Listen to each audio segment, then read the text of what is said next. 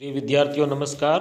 राजकीय कन्या महाविद्यालय तिवरी मथानिया जोधपुर के यूट्यूब चैनल पर आपका स्वागत है। विद्यार्थियों, हम हिंदी व्याकरण के अंतर्गत स्वर भेद प्रकरण का अध्ययन कर रहे हैं। इसी कड़ी में आज हम देखते हैं स्वर भेद के अन्य आधार। तो शुरू करते हैं। पहला आधार है होठों की स्थिति या ओष्ठाकृति के आधार पर। इस आधार पर स्वर तीन होते हैं: वृत्ताकार, अवृत्ताकार और उदासीन स्वर। वृत्ताकार स्वर को वर्तुलित या वृत्तमुखी स्वर भी कहते हैं। इनका जब हम उच्चारण करते हैं तो होठों का आकार गोल हो जाता है, इसलिए इन्हें वृत्ताकार। वृत्त का अर्थ होता है गोलाकार आकृति।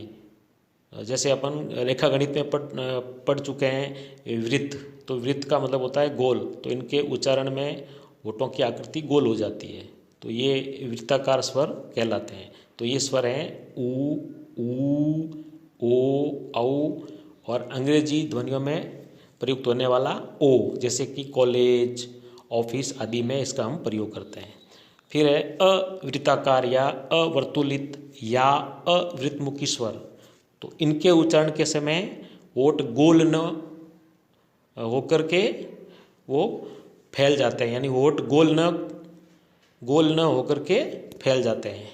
तो उच्चारण के समय होठ गोल न खुलकर फैल जाते हैं। इन्हें अवृत्ताकार या अवर्तुलित या अवृत्तमुखी स्वर कहते हैं।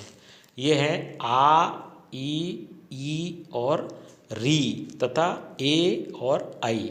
ये स्वर है वो अवृत्ताकार स्वर कहलाते हैं। तीसरा है इसमें उदासीन स्वर। उदासीन स्वर अ होता है, तो इसमें होठ है वो उदासीन रहते हैं। एक ही स्वर है वो उदासीन स्वर है, वो है अ। फिर आधार देखते हैं अगला, उच्चारण स्थान के आधार पर। इस आधार पर स्वर है वो है कंठीय या कोमल तालव्य।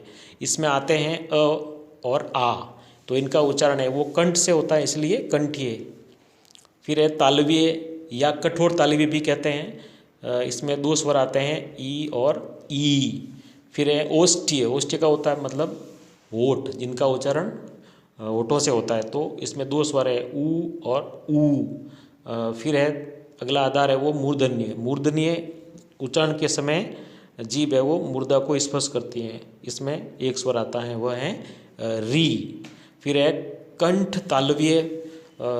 कंठ तालव्य में ए और आई स्वर आते हैं और इनका उच्चारण कंठ और तालु से होता है, इसलिए इन्हें कंठ तालव्य स्वर कहते हैं। फिर है कंठोष्ठीय। कंठोष्ठीय कंठ और होठ, जिनका उच्चारण कंठ और होठ से होता है, वो है ओ और औ स्वर। अगला आधार है जीवा की स्थिति या भाग के आधार पर। इस आधार पर स्वर तीन होते हैं: अग्र स्वर, मध्य स्वर और पश्च स्वर। अग्र का अर्थ होता है आगे, यानी जीभ के अग्र भाग से, यानी आगे के भाग से जिनका उच्चारण होता है वो अग्र स्वर कहलाते हैं।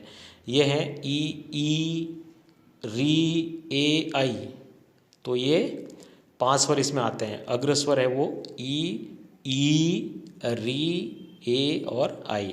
फिर है मध्य स्वर। मध्य स्वर है वो जीवा के मध्य भाग से उच्चारित होता है, वह है अ। एक ही स्वर है वो मध्य स्वर है। तो पश्च स्वर अगला भेद है पश्च स्वर। उच्चारण के समय जीभ थोड़ी पीछे सरक जाती है, इसलिए इन्हें पश्च स्वर कहते हैं। आ, ओ, ऊ, औ, ये स्वर पश्च स्वर कहलाते हैं। तो इस प्रकार विद्यार्थियों आज हमने स्वर भेद के अंतर्गत होठों की स्थिति के आधार पर स्वर भेद और उच्चारण स्थान के आधार पर स्वर भेद और जीवा की स्थिति या भाग के आधार पर स्वर भेद के बारे में पढ़ा। और होठों की स्थिति के आधार पर तीन भेद हैं: वृत्ताकार, अवृत्ताकार और उदासीन स्वर। वृत्ताकार के दो नाम अन्य और हैं, वो हैं वर्तुलित या वृत्तमुखी, और अवृत्ताकार के भी नाम और हैं, अवर्तुलित या अवृत्तमुखी स्वर। फिर हमने देखा उच्चारण स्थान के आधार पर कंठीय या कोमल तालव्य भी कहते हैं, और तालव्य इसको कठोर तालव्य भी कहते हैं। इसमें दो स्वर हैं ई और ई। ओष्ठीय फिर मूर्धन्य, फिर कंठ तालव्य, फिर कंठोष्ठ्य, और फिर हमने पढ़ा जीवा की स्थिति या भाग के आधार पर इसमें 3 स्वर हैं, अग्र, मध्य और पश्च। तो इस प्रकार आज आपने स्वर भेद के ये 3 आधार पढ़े। अगले वीडियो में हम शेष स्वर भेद के अन्य आधार के बारे में पढ़ेंगे। तो आप चैनल से जुड़े रहें, और अब तक अगर आपने इस चैनल को सब्सक्राइब नहीं किया है तो इसे ज़रूर आप सब्सक्राइब करें, और जो भी विद्यार्थी या आगे प्रतियोगी परीक्षाओं की तैयारी कर रहे हैं उनके साथ भी आप इस वीडियो को शेयर करें। धन्यवाद।